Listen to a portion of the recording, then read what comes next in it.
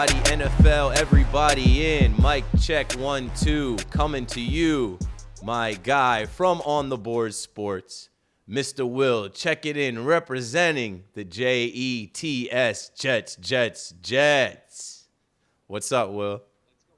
What's going on, Keith? How are you, man? Thank you for letting me come on your show and talk some Jets football right now because, as you know, right now, the Jets are an absolute dumpster fire, to say the very least. And the jerseys here in the background, there are a couple of Jet legends, and there are also some players on here now that can really make a name for themselves here with the green and white. And, you know, it's been tough, but I'm wearing a New York Titans throwback Mark Sanchez right now. So, you know, that's how long it's been since the Jets have made it to the playoffs, and 9 years just about. So it's crazy right now, to say the very least. And I know we got lots to talk about. So I hear you, brother, and I feel your pain, and I saw it on Twitter and I saw it on Instagram today.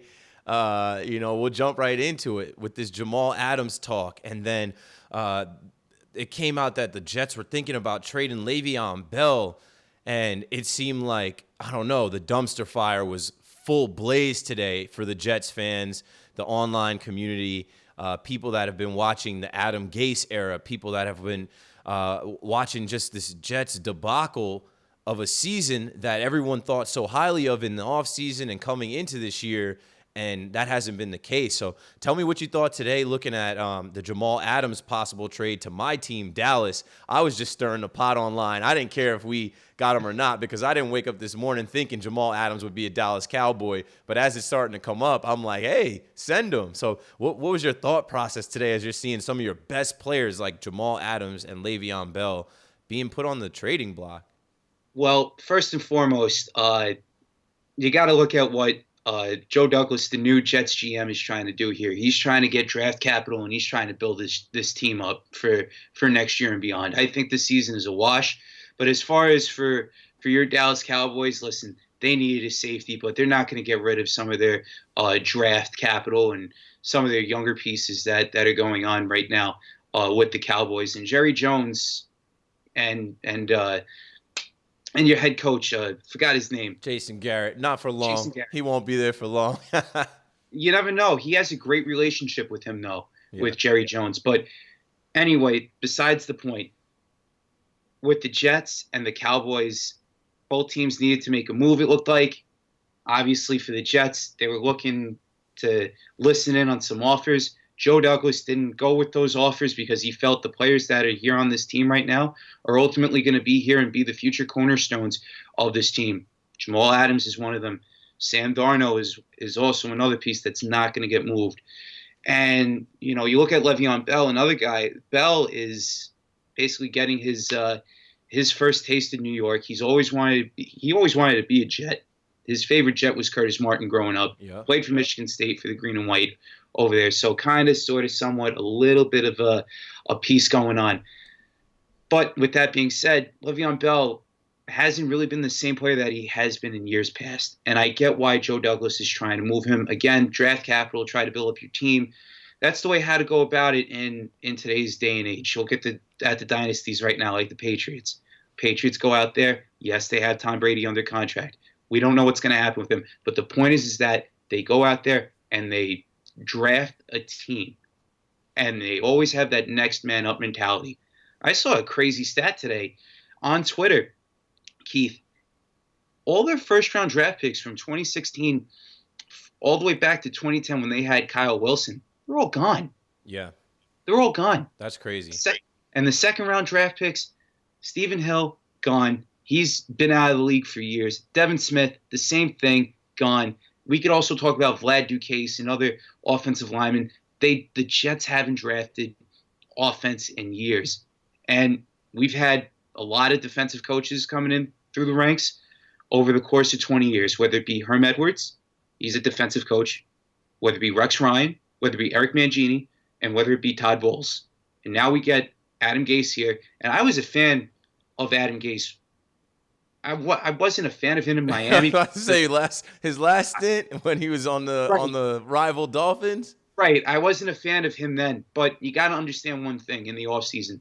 The Jets didn't have an offensive-minded coach. Yeah, that's what you're looking for. in a long time. In a long, long time. Okay? And now with this guy here and with the injuries that have happened, the offensive line is terrible. Can't protect Sam Darnold for a lick. Sam Darnold is out for mono for weeks 2 to 5. And this has been one of the tougher schedules that I've ever seen since maybe like 3 to 4 years ago when they had Ryan Fitzpatrick still, when they were going up against the NFC West and a little bit of the AFC West back in 2016. So, realistically, Keith, this is a tough way to open up the year with all the injuries. I'm not making excuses for the team at all whatsoever. They're paid professionals. They're grown men. They could do whatever it is that their heart desires.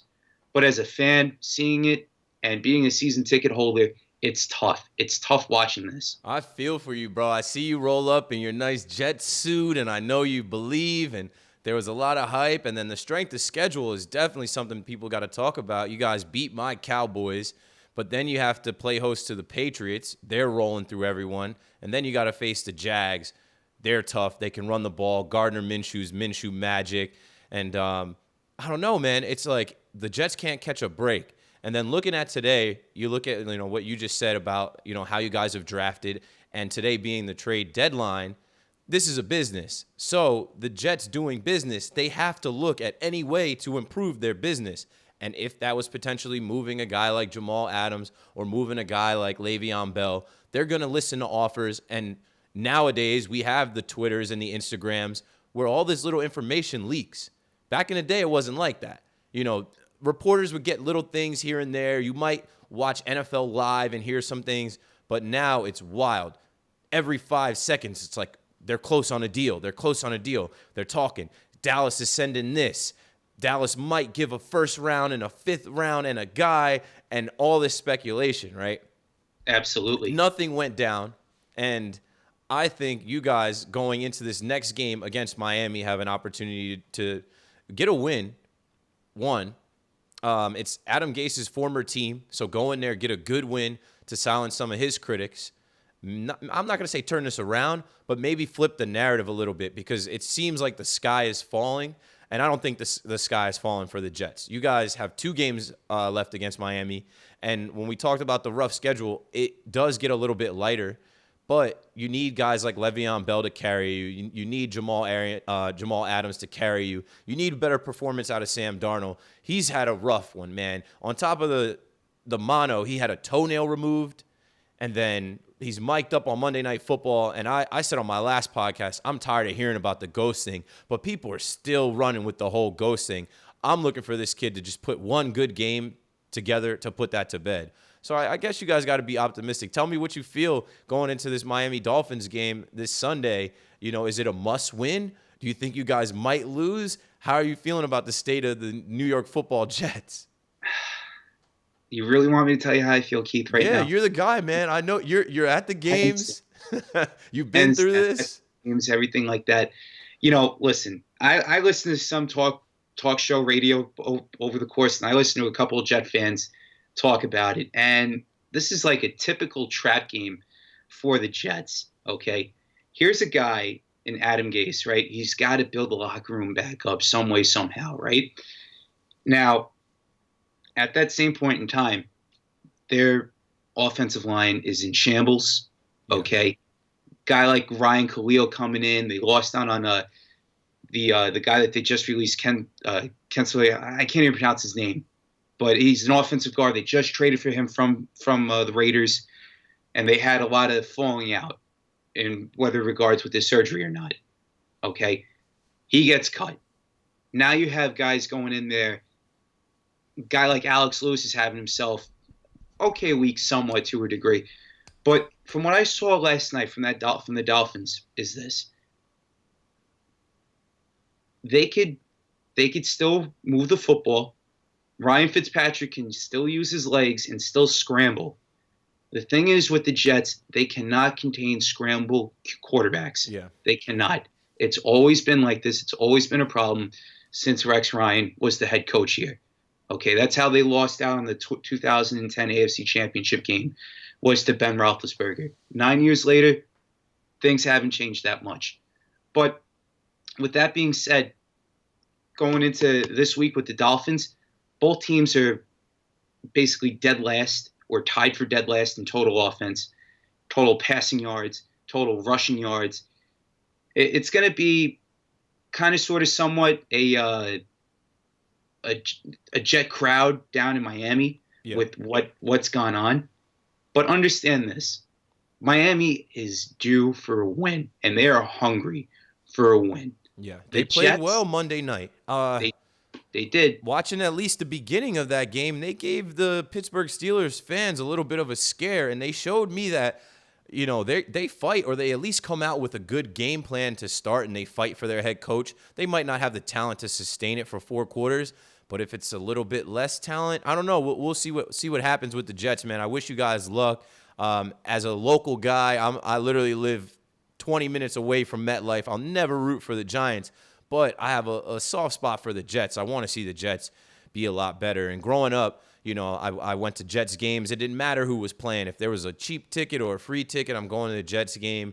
Monday Night Football is coming up, and the Cowboys are playing over there. So, like I said, I got a soft spot for you guys. As I'm saying that, the Washington Nationals take the lead. Juan Soto.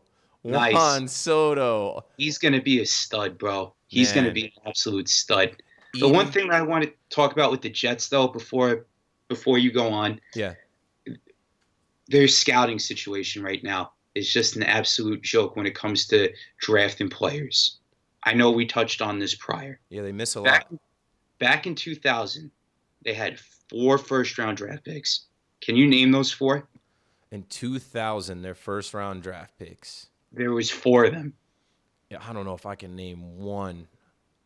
I know they drafted DeBrickashaw Ferguson in like 2006. 2006, and the guy that's on my wall right now, Nick Mangold, was a part of the John Abraham trade that wound up sending John Abraham to the Falcons, and the pick that they got back was Nick Mangold, and that wound up working for them. Yeah. 4 draft picks were John Abraham, Sean Ellis, Chad Pennington, and Anthony Pennington. Becht. Yeah, that was one name that I thought I could reach for, Chad Pennington. And Anthony Becht. Okay. Man, you have such a good memory. I have to ask you this question. This is the same question I ask everybody that comes on Everybody NFL. It's NFL 100 years of the NFL. We've been watching the NFL for a minute. Give me one moment, or maybe your favorite moment from watching NFL your whole life, or maybe that one play or game that made you a Jets fan. Like, what did it for you? Give me that one moment.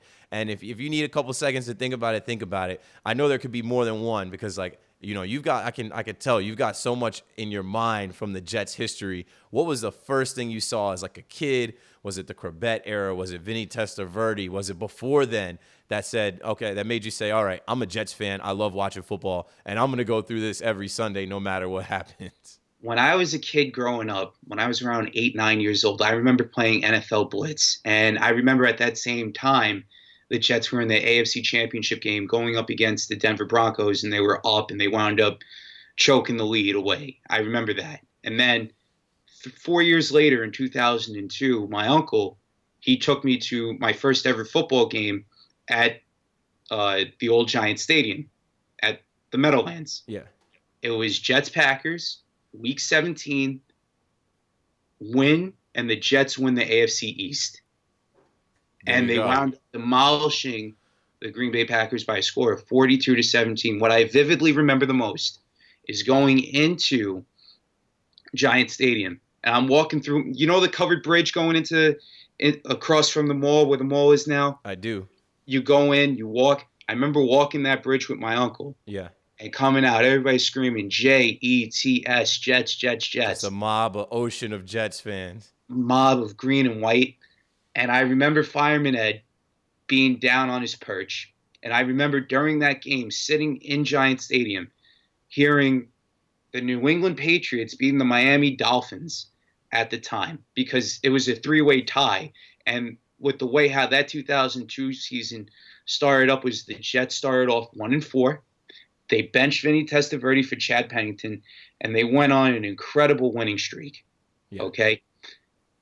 They beat New England up in New England the week prior, and everybody in New York was talking about the Jets. It was crazy. Like, I never I know the Giants were playing good at that time, too. That was when they fumbled away their opportunity against the 49ers the week afterward in the wild card game. I remember that very well. And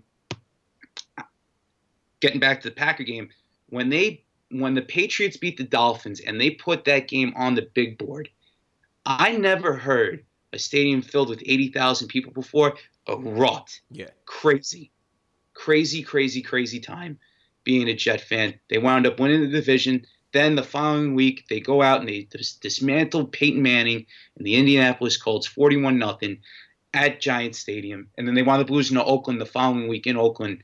But that's whether here nor there. That's one of my favorite memories ever as far as being a Jet fan goes. And I was at the first game at the new MetLife, too. And I was there for the Sal Alosi game and everything like that when Sal Alosi, the Jets trainer at the time, tripped the Miami Dolphin player, and that sent all big waves around the NFL at that time. Yeah, man. But it was in its infancy. So I was there for that. And then another game that I was there for, which was crazy. I don't want to go on too much, but I was at the game the week prior, week 15, 2009, Falcons Jets. It snowed the day prior. Sanchez throws the bomb to Braylon Edwards. There's snow going up everywhere. People are throwing snowballs. And then they wound up choking the lead away. And everybody thought that the season was over, except for my boy, Nico, who's a diehard Jet fan. And he goes, "Don't give up on the season. It's not over yet. It's not over yet."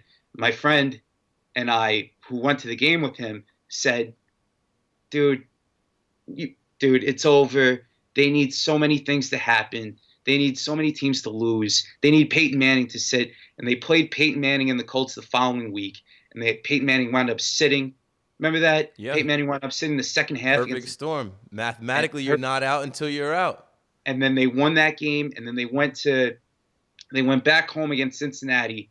And they dismantled the Bengals at Giant Stadium. The final game ever at Giant Stadium. Dismantled the Bengals. And then they went on their playoff run, and they wound up losing to the Colts. But I remember all that.